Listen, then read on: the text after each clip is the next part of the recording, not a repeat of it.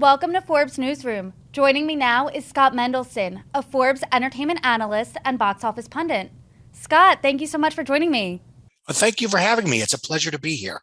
Of course. So, with Labor Day this weekend, the summer's winding down, and what better way to commemorate the unofficial end of the summer than discussing the hits and misses of the season in the box office? What was the biggest box office hit this summer? Paramount and Skydance's Top Gun Maverick was a massive overperformer.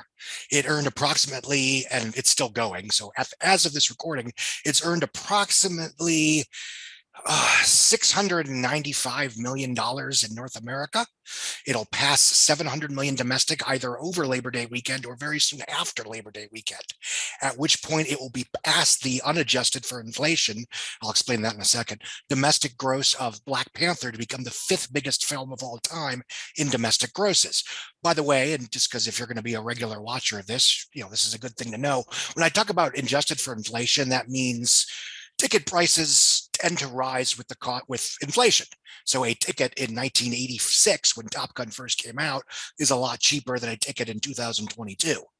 Now, when you adjust its gross for inflation, it has still sold more tickets in North America. Once it gets past, I think, $701 million, it will have sold more tickets in North America than Black Panther, The Dark Knight, and Thunderball, which means basically Top Gun Maverick will be essentially the biggest grossing non-fantastical action movie of all time in domestic earnings.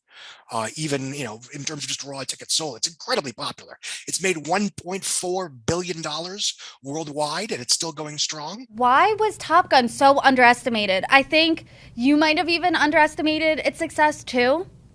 Yeah, I did not put it anywhere near the top of my, seasonal top 10 list. Whoops.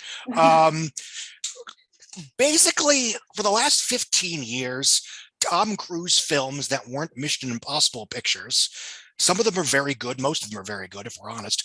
Jack Reacher, Edge of Tomorrow, Oblivion. Mummy wasn't very good, but hey, nobody's perfect.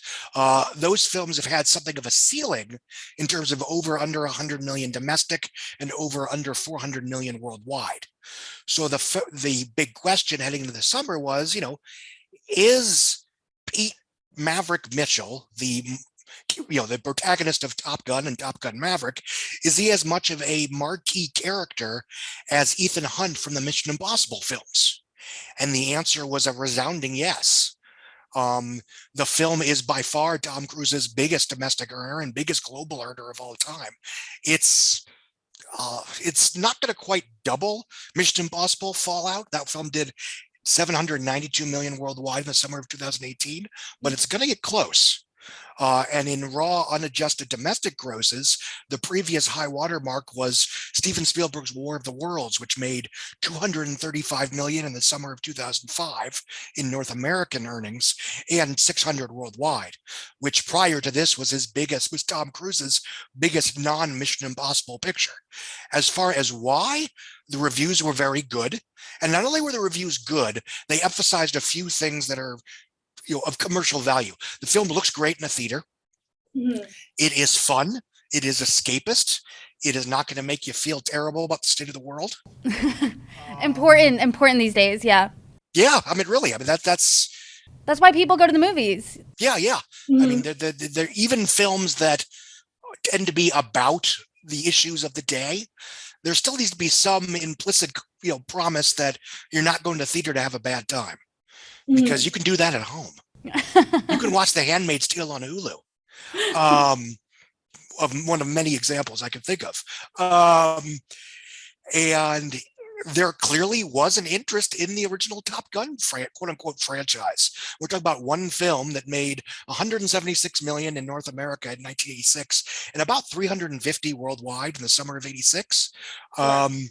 Adjusted for inflation, that was about, I think it was like, and I think 422 in North America alone. And obviously Top Gun blew back past that like a couple months ago. So to a certain extent, the irony was that Top Gun was sort of pitched in the summer of 86 as sort of Star Wars set on Earth. Okay. It had lots of dogfighting and had it's sort of a Luke Skywalker and an Han Solo in one single character.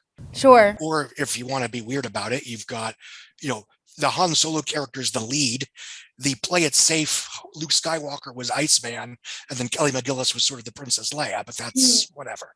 Um, and obviously, Top Gun Maverick, like a lot of legacy sequels that we've seen over the last several years, was taking from the Force Awakens playbook, in that it was a direct sequel 30 years later, starring the original cast, or those that chose to come back or were able to come back, with and they were sort of playing mentor characters to a younger, more diverse crew of younger next generation heroes.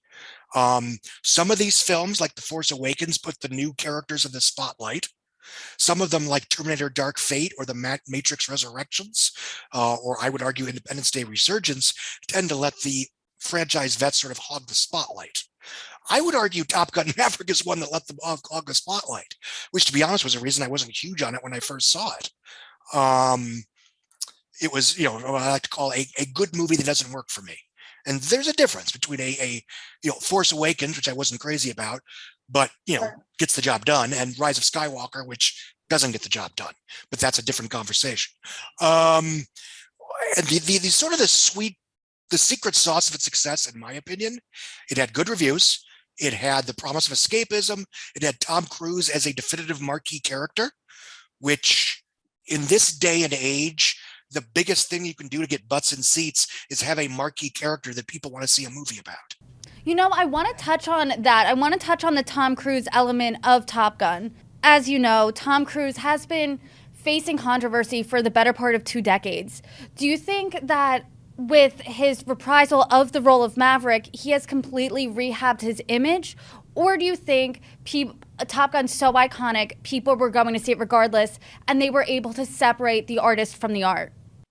I think it's more the latter, frankly, in the same way that, Will Smith making Men in Black 3 and pushing it to $625 million in the summer of 2012 didn't magically stop After Earth from flopping in the summer of 2013. And, him making $1 billion, helping Aladdin make $1 billion, and, helping the Suicide Squad, not the Suicide Squad, make $745 million in the summer of 2016, that didn't help his non-franchise films like Concussion, Focus, Collateral Beauty, and King Richard become box office hits. Unfortunately, movie stardom as it exists is generally about marquee characters. Okay. There are exceptions: Leonardo DiCaprio, Sandra Bullock, Denzel Washington, and Gerard Butler in modestly budgeted action pictures. But generally speaking, Joaquin Phoenix can't open an envelope by himself. But you cast Joaquin Phoenix as the Joker, and you have $1 billion movie. Tom Holland, can't open an envelope as just Tom Holland, but you cast him as Spider-Man, and eventually that becomes a draw. Or, and this is sort of where you get to the newfangled stardom, you cast him as Nathan Drake in an Uncharted movie, but you basically make him Peter Parker with a gun. I don't know if you've seen Uncharted, but it's basically James Bond Jr. on a treasure hunt. Is that with Mark Wahlberg? Yes. Yes. And the film has been in development for so long that Mark Wahlberg was supposed to play Nathan Drake. Yes. And then I know he was a little offended when he got cast as the older character after. Which I understand his frustration, but I will say, to a certain extent, one reason that film overperformed is it was a smart pairing of today's movie star with the previous generation's butts and seats draw, because from around there was a period in the late 2000s, early 2010s where Mark Wahlberg was a butts and seats draw. A Lone Survivor, Contraband, Ted, The Other Guys, Daddy's Home, etc., etc. And the fact that he's not is more about the marketplace than anything he did or didn't do. Although, I'm inclined to think that Netflix's Me Time would have done halfway decent numbers had it been a theatrical release from like Sony or Paramount or whatever. But so Tom Cruise is falling in that marquee character. Yes. When he's Ethan Hunt, he's worth his weight in gold. When he's not Ethan Hunt, he's a coin toss. And again, this has nothing to do with the quality of his movies. Edge of Tomorrow is a terrific picture, but it cost $175 million and only made $375 worldwide. Oblivion's a good picture, directed by Joseph Kosinski, who later wanted to direct Top Gun Maverick. That film cost 120. It did about, I think, 290-ish worldwide. A solid performer. But going into the summer, there was very much a ceiling, so we thought, on Tom Cruise films that weren't Mission Impossible pictures. And to the extent that I was wrong about Top Gun, mea culpa, is A, Pete Maverick Mitchell is as much of a marquee character, obviously more so than even Ethan Hunt. And to a certain extent, especially the way he was portrayed in this picture, Pete Maverick Mitchell is a variation of Tom Cruise's on-screen and off-screen persona. The guy that's going to, make the suicide run to save the world has basically, the film's a giant subtextual argument for Hollywood having done such a poor job cultivating the next generation of movie stars that Tom Cruise still have to get off the bench and save the day at the end. But do you think that Miles Teller will be able to carry this franchise? Do you think do you think that there could be a third movie because it was so successful? I mean, never say never, but I think at least Tom Cruise is, I hope, smart enough to know that, this was kind of a lightning in a bottle thing. Yeah. I mean, obviously I underestimated the appeal of the film. I don't want to assume, make my argument otherwise, but I think the film would have been less of a hit, noticeably less of a hit, had it come out as just another summer tentpole this summer of 2020. Viewers have been waiting for this moment, some of them since 1986. Do you think for them it was worth the wait? Yes, because pretty much everybody liked the movie. And, the fact that I wasn't crazy about it, whatever. I can give you a whole list of movies that I panned that went on to be huge hits. I sometimes have to wear two hats. And sometimes the very reasons that I don't like a movie are the reasons why it's a huge hit. Is that one of these times? Yes, I think so. Because when I first saw it, I'm thinking, okay, this feels to me like a very generic Mad Libs legacy sequel that makes a lot of the same choices that, Independence Day Resurgence, Terminator Dark Fate, and even The Force Awakens, which I wasn't huge on, where a lot of it catches on generational nostalgia. It has scenes that mean more to the fan base than it does to the characters in the film. Sure. And again, if you like Top Gun, whatever, I'm not bagging on the film. I'm just sort of explaining what my thoughts were when I was watching it in Vegas at the CinemaCon back in April. I will say I did see it for a second time, sitting a little too close to an IMAX screen, and it did play better sitting too close to an IMAX screen. And I think I was able to appreciate the subtext a bit more. I think it's a situation where I like what the movie's about more than how it's about it. I can think of a handful of movies. It feels more like a shared experience when you're in the theater. Was Top Gun Maverick one of those times? Yes, both times. Because I saw it at CinemaCon, which is an industry event, and I realized very quickly I was like the only one in the room that wasn't crazy about it. So did you keep your opinions to yourself, or were you? No, of course not. The world must know. The world must know. Days of Thunder was always better. Damn it. But anyway, and then when I did see it that first Tuesday morning after opening weekend, and it was a situation that that reminds me of, say, the first Tuesday when I saw Titanic after opening weekend, or when I saw Forrest Gump after opening weekend, where it's like, oh, okay, this is more crowded than usual for a Tuesday morning matinee, and this is clearly working on general audiences. And sometimes you can. And that's one reason I try to see movies, especially big movies, in theaters with general audiences, even if I've already seen them at a press screening. Because, I mean, part of my job is, how does this stuff play with a paying audience? But the one sort of secret ingredient that I think took Top Gun from being big hit to giant all-time blockbuster is that it brought out varying demographics, that either hadn't been to the movies since COVID, and that includes older, irregular moviegoers, and moviegoers that didn't go to the movies all that much before COVID, that only tended to show up for certain generational events like The Passion of the Christ, American Sniper, Black Panther, The Force Awakens. And obviously that's overlapping demographics there. And I do think those people showing up and having a great time and telling their friends was a big reason why the film was as leggy as it was over the course of the summer. Also, there just weren't a lot of big blockbusters this summer because distributors are starving theaters. Speaking of movies that weren't such big blockbusters this season, what was the Office bomb of the summer? Pixar's Lightyear, And why was that such a flop? because it was solo a Star Wars story all over again. It was a big budget, loosely connected origin story spinoff for a major character from a disconnected franchise, starring a different actor than the one associated with that marquee character. And nobody bothered to, wonder if anyone actually wanted to see a standalone Buzz Lightyear movie. And although the movie's actually pretty good, it's visually gorgeous, and I think it has some interesting things to say about nostalgia and Arrested Development and older adults. That makes it sound like oatmeal. It's a slapdash action adventure fantasy film. But no, it's. I don't think Pixar can phone it in even when they're supposed to. Touching on that nostalgia piece, we talked about Top Gun and how they really tapped into nostalgia, and that was an element that made it so successful. Why did that fall flat here for Pixar? Because Lightyear, like Solo, which is also a solid 3-star movie, had nothing to offer audiences that weren't already on board for the pitch. Do you want to see a Buzz Lightyear movie? No. Okay, we got nothing else for you. That's all we got. And I do think the film's overall reception was marred by the last 3 Pixar movies being sent straight to Disney Plus. Because of COVID and infection rates, the choice was eventually made to send Soul, which was supposed to come out in June of 2020 in theaters, as a Disney Plus premiere over Christmas weekend 2020. That's fine. I get it. Things, and it was very successful on Disney Plus. It's a very good movie.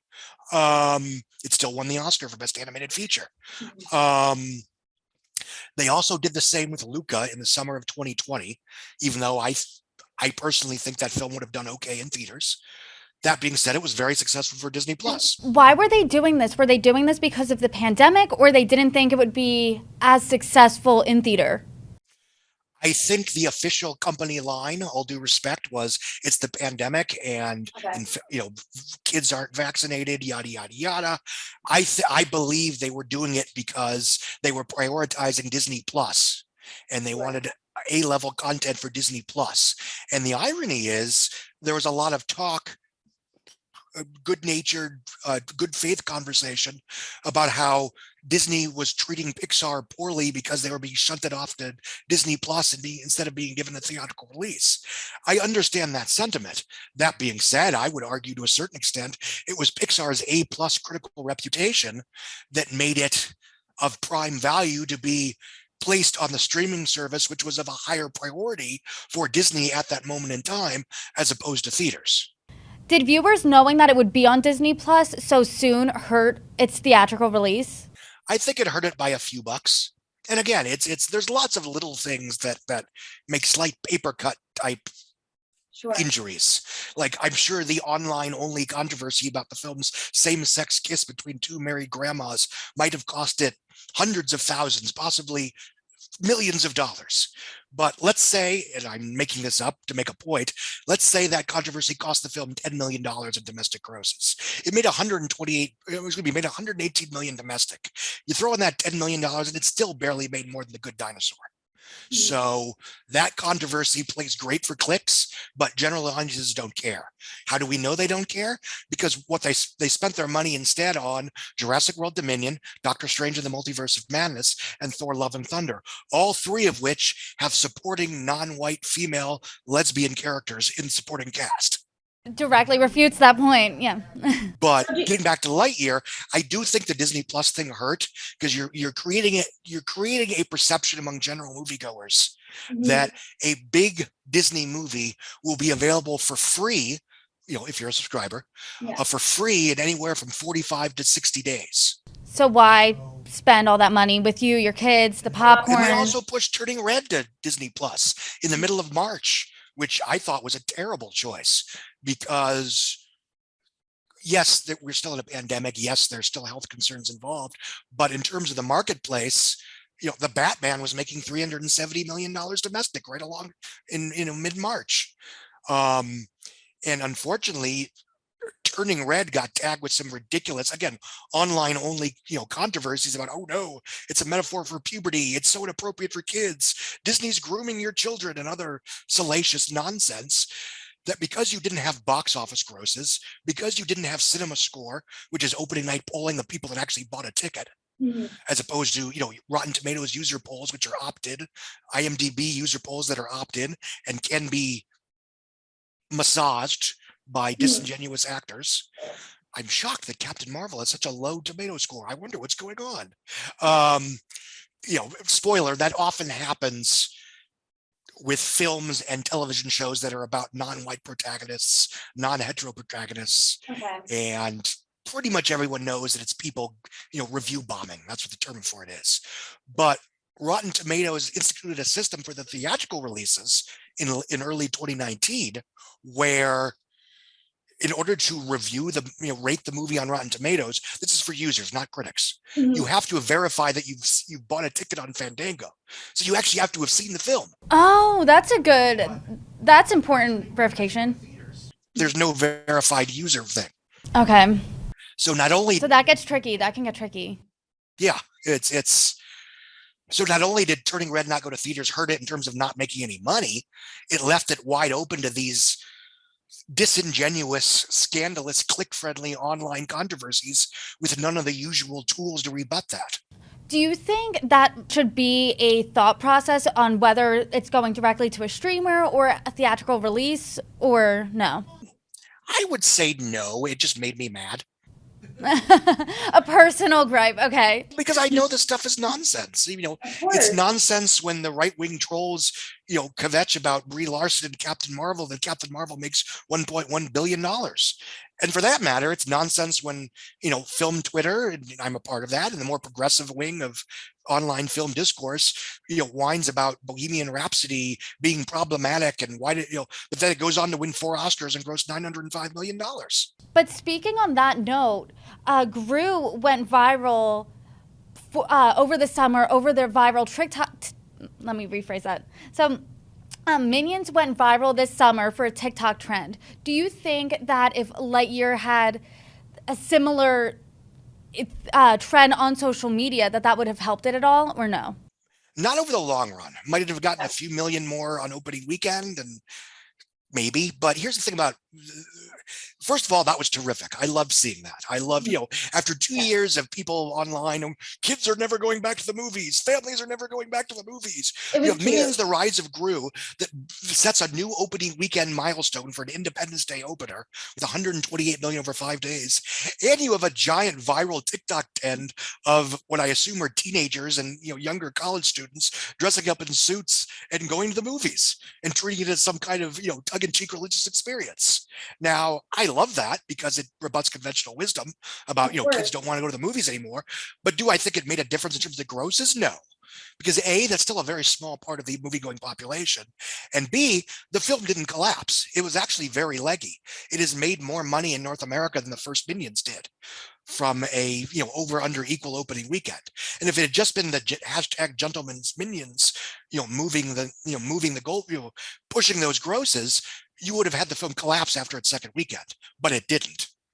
Okay. That's a lot of the, without getting too far on the tangent here, a lot of the online conversation about film and television doesn't reflect either A, how regular moviegoers or television watchers feel about their content, and it doesn't reflect how they what they choose to watch and how they choose to watch it.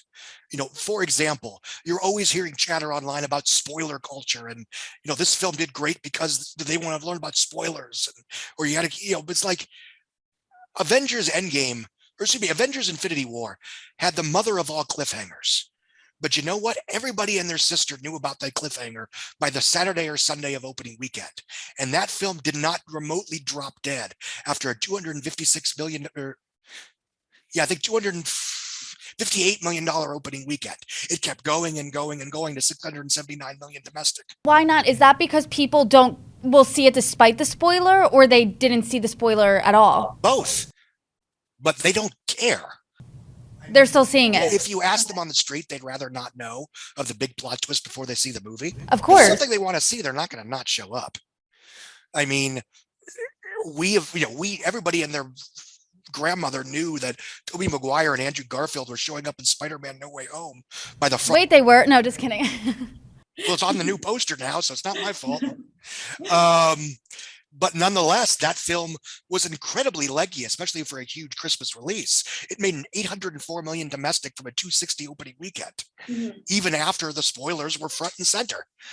Sing 2, Universal Sing 2, which opened a week later, that film legged out to $161 million. Domestic, which was more than The Secret Life of Pets 2, by the way, in non-COVID times, made $405 million worldwide, despite being available on PVOD for most of its run, and despite a marketing campaign that basically gives the whole film away in chronological order. Like, people are still seeing it regardless of spoilers. People are still seeing it regardless. If I think spoiler culture and how that is discussed is something that where online chitter chatter doesn't reflect the general consensus. Sure. Scott, I feel like I could go on with you about Twitter, movie Twitter, for a whole segment. That's going to be our next segment. But going back to movies of the summer, you called one particular movie the least surprising surprise hit of the summer, which was Elvis. Can you explain why you called it that? Because Baz Luhrmann is generally, I don't know if he's a marquee director, but the films he makes tend to do well, with the exception of Australia, all due respect. He did The Great Gatsby, which opened with $50 million in May of 2013 on what was previously a cursed Warner Brothers weekend. It's the second weekend in summer where also, Battlefield Earth, Poseidon, King Arthur and the Legend of the Sword, and Speed Racer. You were too good for this world. But anyway, and Elvis, when I talk about marquee characters, I'm not just talking about superheroes. I'm talking about, celebrities like music stars, like Elvis Presley, Freddie Mercury, Elton John, Lady Gaga playing a slightly fictionalized version of herself in A Star Is Born. And so you have that marquee character in Elvis Presley. There's never, well, I don't want to say never, but it's been a while since we've had a big Elvis movie. Yeah. And I don't know if it's the first big Hollywood one or not. There were other people's, but it certainly felt like it in my lifetime. But anyway, and you played to older and irregular moviegoers. The reviews were good. They were actually better than they were out of the Cannes Film Festival. What was funny out of that festival is there were a lot of negative reviews, but the negative reviews made it seem like a bonkers bananas, you have to see this for yourself, must see. Of Elvis, they were that. Yeah, of Elvis. It's like, you're selling me on this, buddy. It's like, twist my arm. Now I want to see it more. I mean, one critic actually compared it to Speed Racer. I was like, okay. Sign me up. Yeah, can I get an advance copy? And the other thing is that Warner Brothers, when they're on their A game, they are, in my opinion, the best studio in town at turning less than conventional big theatrical releases into genuine commercial smash hits. This goes at least back for the last decade. I'm thinking films like Magic Mike, Gravity, American Sniper, Dunkirk, It. They did it a bunch in 2018 with A Star Is Born, Crazy Rich Asians, The Meg, which was the first China-Hollywood co-production that was actually a blockbuster in America and in China.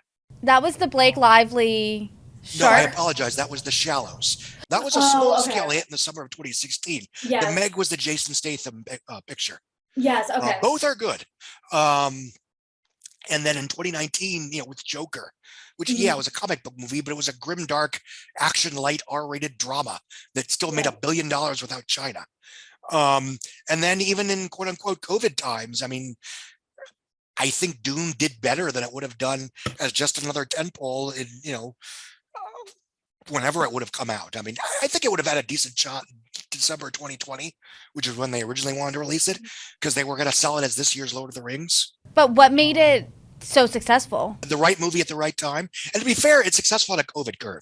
It's a $165 million movie that made $110 million domestic and $400 worldwide.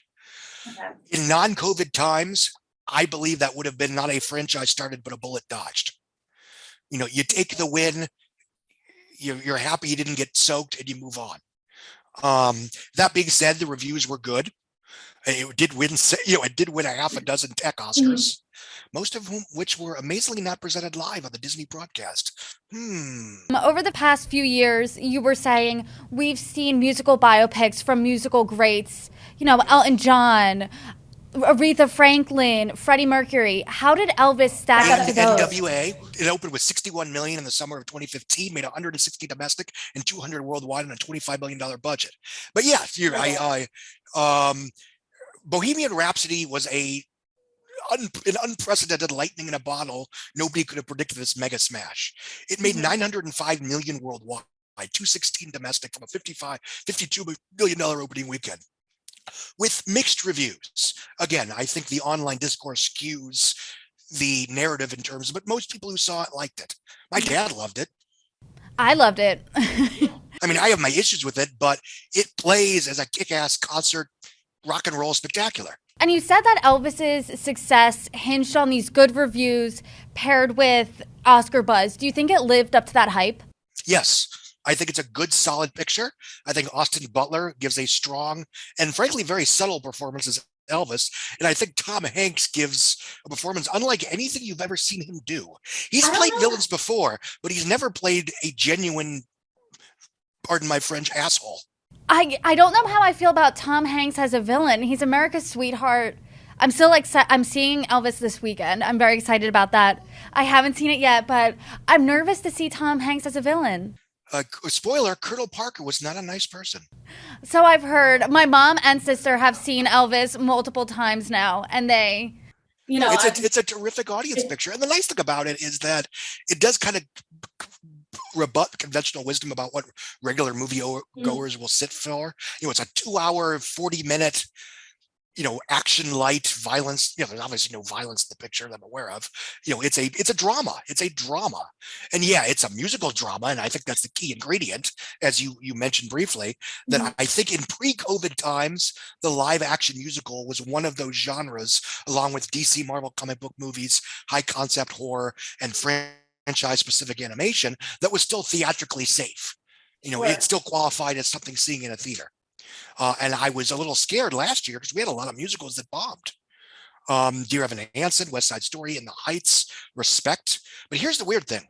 Those films, except for Evan Hansen, that was doomed. Those films did, 25 to $35 million, which was terrible on an objective point of view, but it still did a lot better than most studio programmers that were released in 2021.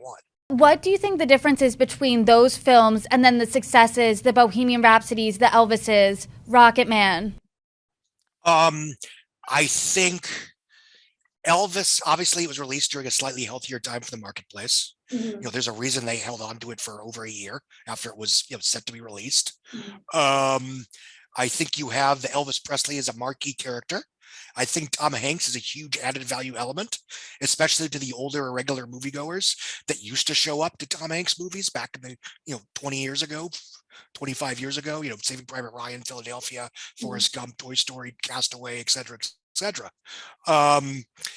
And I think one thing that kind of helped it in a skewed way was that its trailer played in front of Top Gun Maverick in most Top Gun Maverick showings. And that audience would translate to one another. Okay. You had a film that was aimed at older, irregular moviegoers, and by the good grace of God, you had a super giant mega blockbuster that everybody saw it in theaters, that also had a trailer that was directly pitched to the older, irregular moviegoers that otherwise might have been harder to reach.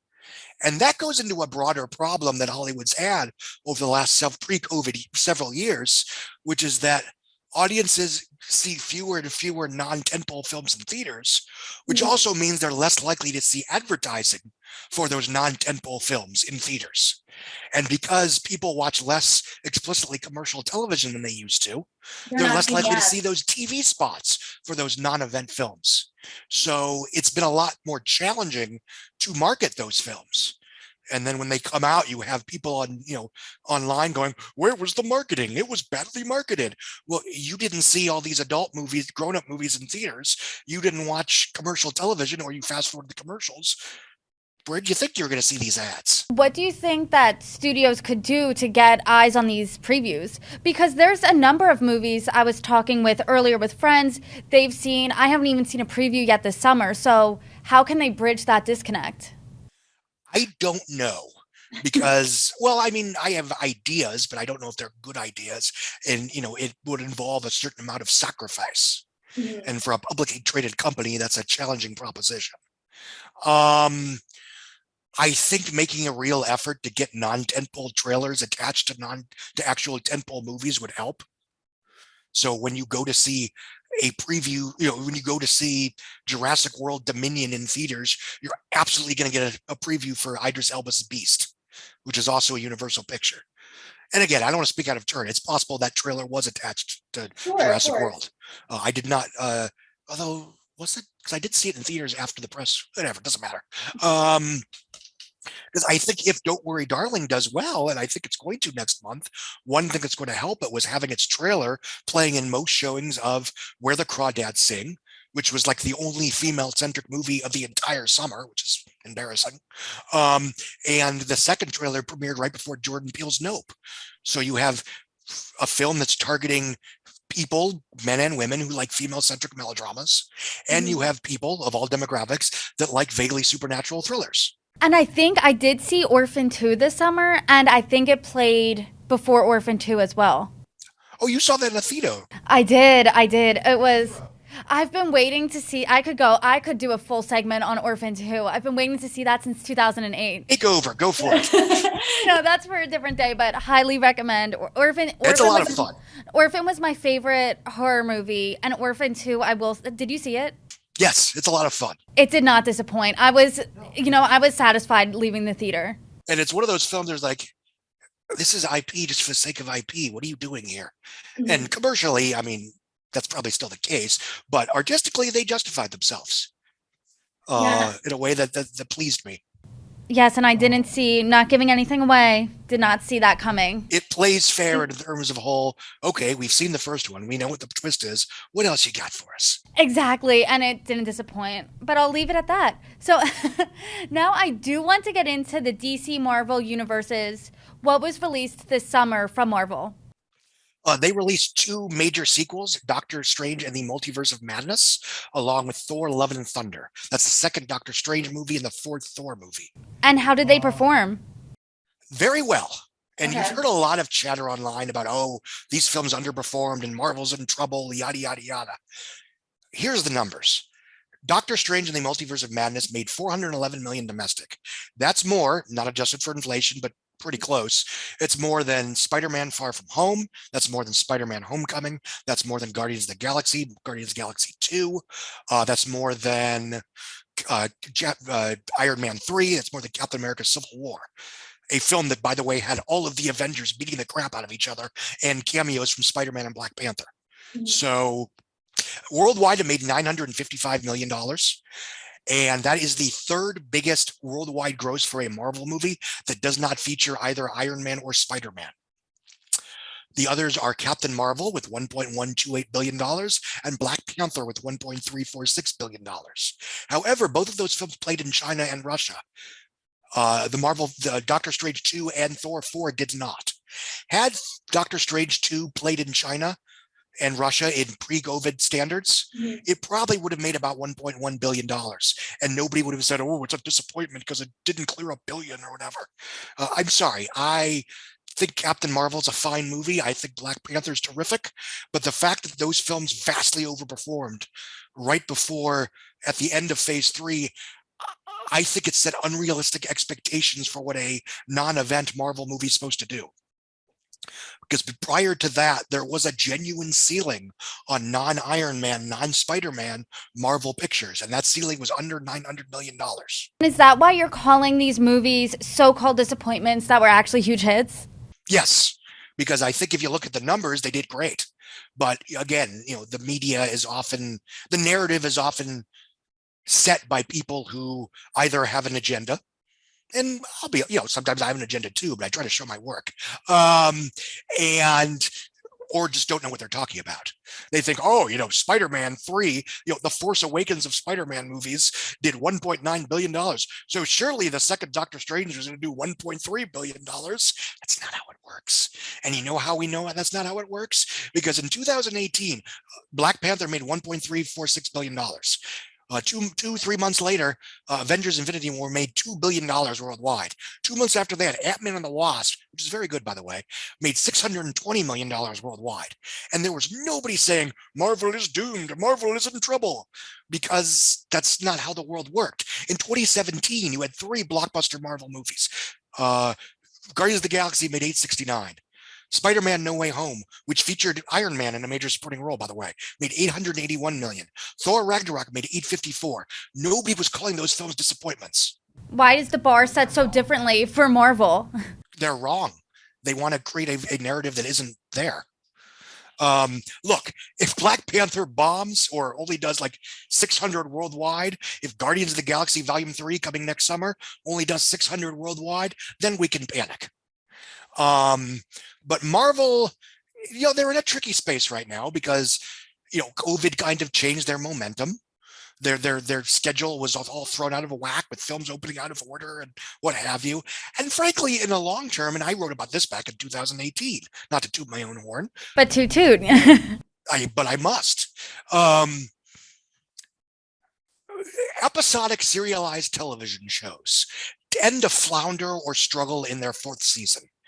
Gilmore Girls, Smallville, Buffy the Vampire Slayer, Glee, Community, several others that I'm probably forgetting. And one reason for that is you have a 3-act arc that sort of ends with the end of the first big story. Rory graduates from high school. Clark Kent graduates from high school. The kids from Glee all go to college. And then in season 4, you're like, okay, what the hell do we do now? Yeah. It's like half of them are in college, half of them are still in school. By all rights, they should never be interacting with each other, but they are all series regulars, so they have to find a reason to come back home every other episode. And it's kind of a mess. And then you get to season 5, and they figure out, okay, this is the story we're telling now, and you're fine. Do you think that there's any legs to the fact that Marvel could be in danger? Because you said it was a weird time for Marvel now, but is there any truth to that? I think right now the numbers suggest no. Okay. For a couple reasons. First of all, Thor 4, despite mixed negative reviews, it still grossed more money than Thor Ragnarok in North America, even adjusted for inflation. It's at 337 right now, which is more money than Deadpool 2, Iron Man 2, Joker, Guardians of the Galaxy 1, Spider-Man Far From Home, Spider-Man 3, Aquaman, all of these huge comic book movies that were seen in their time as huge box office hits. It's made $746 million worldwide. That is more money outside of China and Russia than the 3rd Thor made. So whatever issues Marvel is dealing with right now, audiences are still showing up to their movies in numbers that would be bonkers bananas for any other franchise. Now, does that mean that it won't eventually all crumble and fall? No, I mean, anything can happen. I do think the TV shows on Disney Plus are potentially watering down the specialness of the brand. But the good news is the amount of people watching the movies versus is still a lot more than the people watching the shows. Okay. So for most general audiences, Marvel is still a periodic event that happens in theaters. I do want to transition now to DC. So with Batgirl getting pulled and the constant upheaval in DC films, what do you think, or what hope do Snyderverse fans have of their Cavill-Affleck universe being restored? Some reports... As my father used to say when I asked him for something, that the answer is between slim and none, and slim just left town. That is basically where it stands. Look, online discourse notwithstanding, Warner Brothers made a lot of mistakes in the run-up to Justice League and in the treatment of Justice League. Okay. And online discourse aside, Zack Snyder's 4-hour Justice League is a better movie than the studio compromise theatrical cut that came out in late 2017. And for that matter, I think it's better than a lot of other comic book movies that have been in theaters that have done very well. But general audiences were not big on the so-called Snyder universe. Man of Steel. I'm sorry? And why not? Well, Man of Steel wasn't a great movie. It was dark and morose and had a ridiculously violent third act, which implicitly put the blood of a couple 100,000 people on Superman's hands. Okay. That to me wasn't a deal breaker, whatever. My big problem is that if you've seen the movie, if you make anyone other than Clark Kent be the one that touches the button that makes the aliens come to Earth, then it's fine, whatever. Then it's not his fault. He's doing what he has to do to save the world, and there's collateral damage, and that sucks.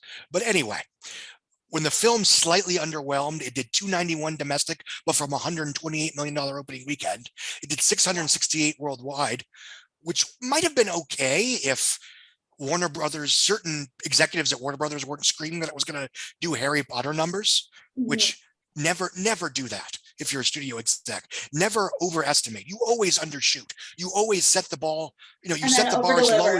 Exactly. Then you over deliver. But anyway, the film was just not terribly well received by paying consumers.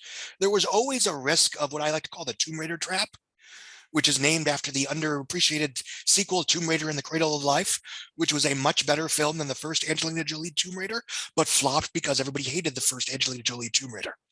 So you make a movie, a franchise starter. It does relatively well. It opens huge because of interest, because of hype, because of all of the factors involved. Then you make but it's a lousy movie. Oh no, what do? We make a sequel anyway. You make a better sequel. You make a good movie. But audiences are once bitten, twice shy. Long story short, you are out here dashing the dreams of the Snyderverse fans. I think there is a lot of numbers and data and general sentiment to show that general audiences either didn't like the Snyderverse or didn't care about the Snyderverse. And I think, frankly, and this is my opinion, I think Walter Hamada, who was brought in to take over after Justice League, was doing a damn good job, and the plan was working in terms of making slightly connected but disconnected if they have to be, varied, interesting, diverse, not just in terms of demographics, diverse movies that allowed for just a weird cinematic universe where like Birds of Prey and Joker could somehow coexist. I think unfortunately DC got kneecapped by COVID. Absent COVID, Wonder Woman 84 would have been a big hit. Absent COVID, nobody would have bothered to spend $70 million to redo the Snyder Cut of Justice League, to bring that whole fan base back into the front of the debate table. But I think with David Zaslav being obsessed with cutting costs, for better or worse, I think the last thing they're going to do is spend hundreds of millions of dollars to appease a vocal minority fan base that gets loud on Twitter a lot. And so do you think Batgirl getting pulled was a good idea? No. I understand the sentiment. I really do. I think, and I'm going to speculate, so please bear with me, the film wasn't good, but it was also not good in a very specific way that you often see in streaming pictures, because in a lot of streaming films, people get paid up front because there's no back end, there's no residuals, there's no points. Less of that $70 million budget gets accorded to the production value than you'd see in a theatrical picture, where certain actors are maybe taking less money up front for more behind the scenes. And that's why, a film like Red Notice or The Gray Man, whether you like them or not, there are $200 million movies that don't have the production value associated with a theatrical $200 million picture, because everybody's getting paid top dollar up front.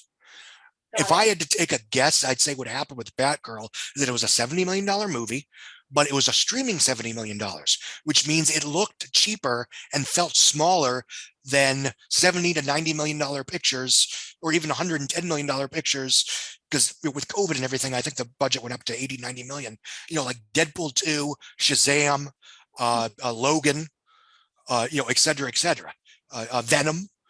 So I think Zaslav deciding to make DC theatrical only in terms of its movies, he was stuck with this movie that allegedly wasn't very good, but also was so small in scale that you'd actually basically have to spend an entire budget's worth of movie to make it theatrical worthy.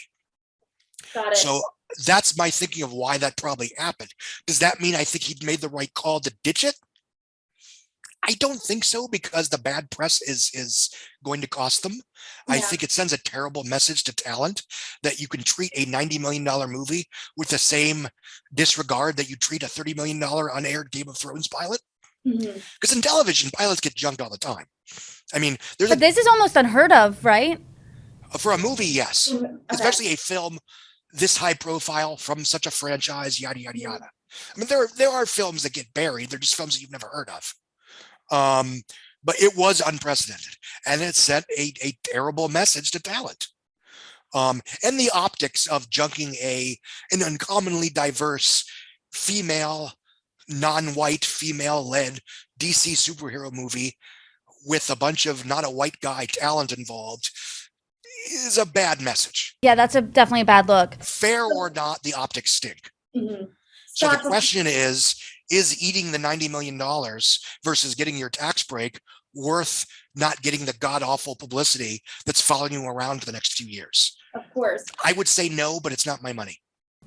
I do want to ask you, what is your biggest takeaway from the 2022 summer movie box office? And I want this to be said like the title of Mars Needs Moms. Theaters need movies. Okay. There were the overall domestic box office. I'm going to cheat and use the Box Office Mojo spreadsheet here. The overall domestic box office in terms of movies that came out in the summer of 2022 made $3.1 billion worldwide. Okay. That was over 140 releases.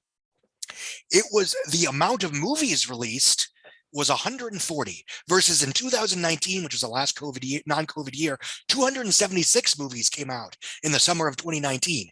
The only reason we're not talking about a 45% drop in grosses, 3.1 billion versus 4.1 billion, is because Top Gun so egregiously overperformed as to knock the entire overall summer slate up to a minus 25%. So Top Gun really carried the team here.